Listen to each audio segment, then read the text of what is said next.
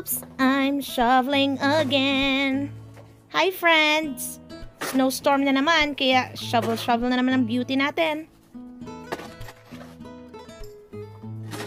Today is Thursday, the 5th of February at wala kaming pasok because of the snow. Nakakapagod pag may snow, lalo na pag makapal. Kailangan mo talaga siyang i-shovel.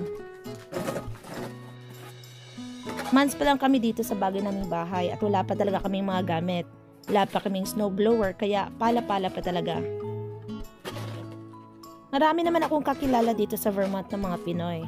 Pero mostly Pinoy na nakakapunta dito, nakakapagtrabaho dito, hindi talaga nagsistay ng matagal kasi dahil sa sobrang lamig at saka sa snow. May mga kakilala kaming mga taga rito na mga retired na tuwing winter, umaalis talaga sila ng Vermont, pumupunta sila sa south, sa other states na hindi malamig. Or kung may winter man, hindi as cold as Vermont. Dati, nung sa apartment pa lang kami nakatira, hindi namin to iniisip. Puro hindi kami nagsha-shovel kasi may nagme-maintain naman.